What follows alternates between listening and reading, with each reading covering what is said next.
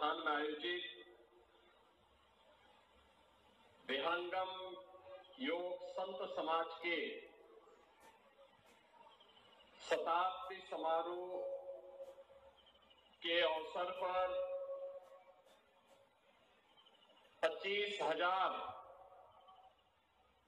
कुंडीय इस महायज्ञ स्वरवेद महायज्ञ के आज के इस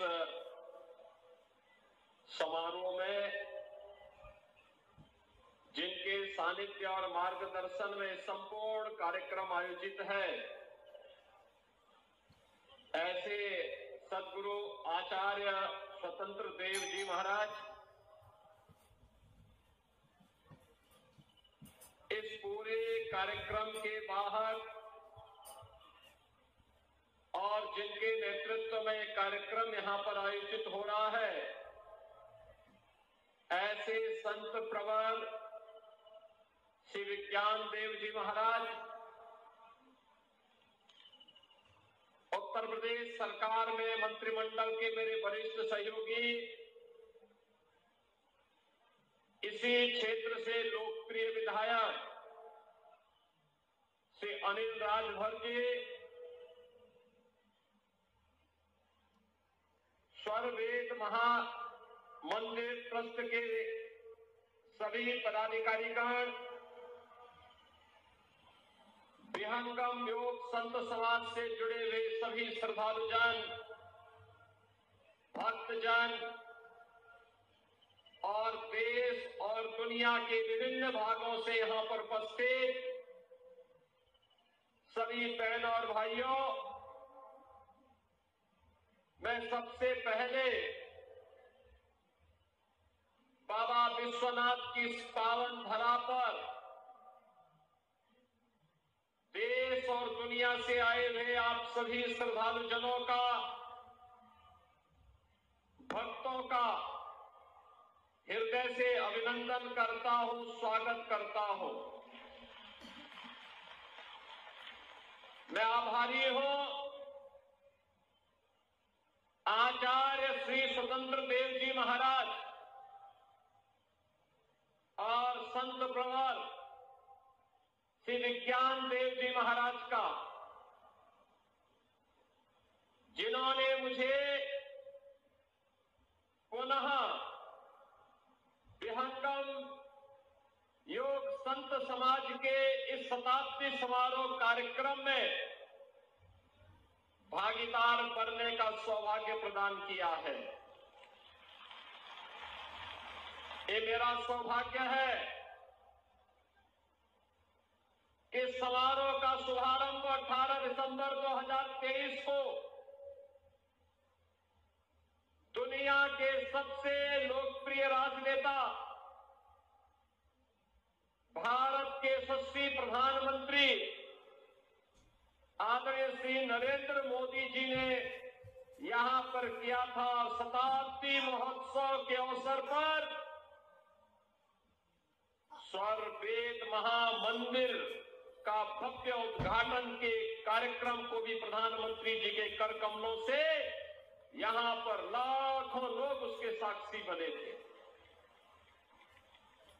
प्रधानमंत्री जी ने भी उस समय विहंगम योग संत समाज और स्वरवेद महामंदिर ट्रस्ट के इन कार्यों की सराहना की थी।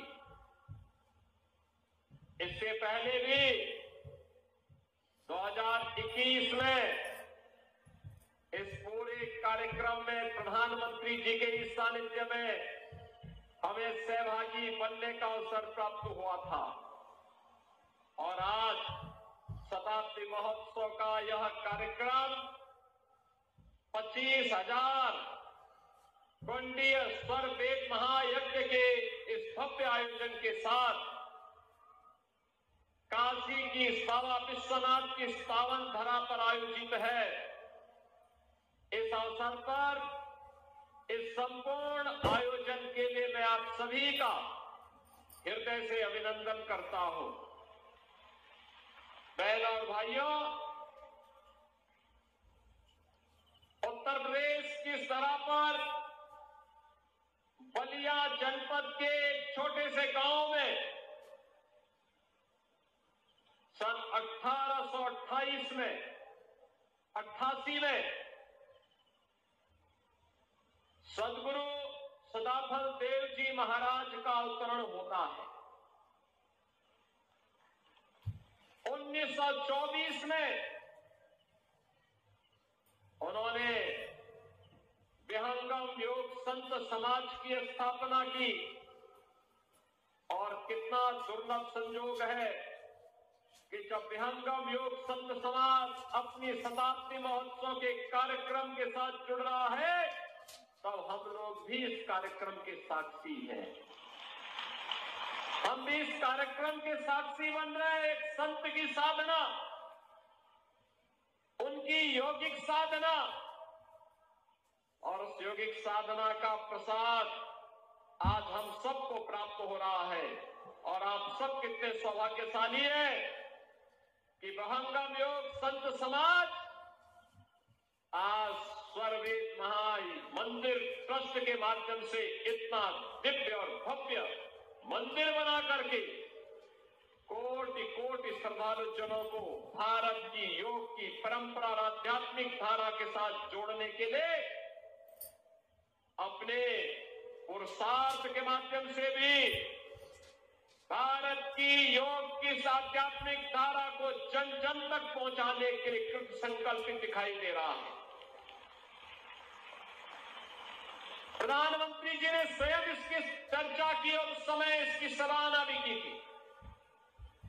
जब हम सदगुरु सदाफल देव जी महाराज की चर्चा करते हैं, उन्होंने एक आध्यात्मिक अभियान को तो आगे बढ़ाया ही, साथ साथ एक संत, एक सच्चा योगी, एक सच्चा संत देश और समाज की परिस्थितियों से हाथ पे हाथ धरा रह करके चुपचाप बैठा नहीं रह सकता है। यह देश गुलामी की बेड़ियों से जकड़ा हुआ था और गुलामी की बेड़ियों से मुक्त कराने के लिए अपनी आध्यात्मिक साधना के साथ इस देश को विदेशी दास्ता से मुक्त कराना है। इसके लिए सदगुरु सदाफल देव जी महाराज ने आजादी के आंदोलन में भी बढ़ चढ़ करके भाग लेकर के बैरकपुर से देश के प्रथम स्वतंत्र समर के संघनाथ के साथ अपने आप को जोड़ा था। आप तो एक बड़ी समृद्ध आध्यात्मिक परंपरा के साथ साथ राष्ट्र धर्म के लिए समर्पित एक महत्वपूर्ण कड़ी के साथ अपने आप को जोड़ रहे हैं। हमारे प्रधानमंत्री मोदी जी एक ही बात कहते हैं, हर काम देश के नाम। हमारा हर कार्य देश के नाम होना चाहिए। हमारा व्यक्तिगत कोई अस्तित्व नहीं। हमारा देश सुरक्षित है तो हमारा धर्म भी सुरक्षित है। हमारा देश सुरक्षित है, हमारा धर्म भी सुरक्षित है। हमारा धर्म सुरक्षित है, हम भी सुरक्षित हैं। और इसलिए जो भी कार्य हो, व्यक्तिगत स्वार्थ से ऊपर उठ करके, व्यक्ति से ऊपर उठ करके, समाज से ऊपर उठ करके, मत और मजहब के दायरे से ऊपर उठ करके इसको सनातन धर्म के मूल्यों के अनुरूप भारत की वैदिक परंपरा का अनुसरण और आध्यात्मिक परंपरा का अनुसरण करते हुए हर कार्य देश के नाम। और यही तो कार्य सदगुरु सदाफल देव जी महाराज ने 1857 के प्रथम स्वतंत्र समर के दौरान भी किया था। आज जब मैं देखता हूं उत्तराखंड में उन्होंने स्वरवेद लिखा, रचा, वहां पर भी उत्तराखंड में भी उनकी दिव्य विभूति के दर्शन होते हैं। देश के अलग अलग भागों में मैं विज्ञान देव जी महाराज से कह रहा था, मैंने कहा 1 साल के बाद दिखाई दे रहे, कहां चले गए थे? इन्होंने कहा मैं तो कन्याकुमारी से कश्मीर तक की यात्रा पे था।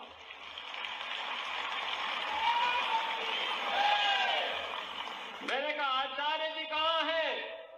कहा आचार्य जी भी, मैं अगर देश में था तो आचार्य जी भी विदेश की यात्रा में भक्तों को जगाने के लिए आध्यात्मिक यात्रा में निकले। बहनों और भाइयों, ये है अद्भुत परंपरा। अकेले चुपचाप नहीं बैठ जाना है। एक कार्य पूरा हुआ तो अगले कार्य की शुरुआत कर देनी है, लेकिन हर कार्य देश के नाम, सनातन धर्म के नाम, और काशी का तो सौभाग्य है। आज आप देख रहे होंगे काशी एक नई काशी है। प्रधानमंत्री मोदी जी के संसदीय क्षेत्र होने के नाते देश के अंदर काशी से प्रधानमंत्री मोदी जी प्रतिनिधित्व कर रहे हैं, और काशी को उन्होंने 10 वर्ष में चमका दिया है। काशी की कायाकल्प हो गई है। आज काशी में काशी विश्वनाथ धाम है। आज काशी में नमो घाट है। देश ही नहीं, दुनिया का सबसे बड़ा स्नान घाट, जहां पे हेलीपैड भी है, बड़े बड़े कार्यक्रम हो सकते हैं। ये नमो घाट, यह भी आज काशी में है। काशी के घाटों को आज आप देखेंगे एक नया भव्य स्वरूप में देखने को मिलते हैं। काशी में देव मंदिर जितने भी हैं, उनकी कायाकल्प हुई है।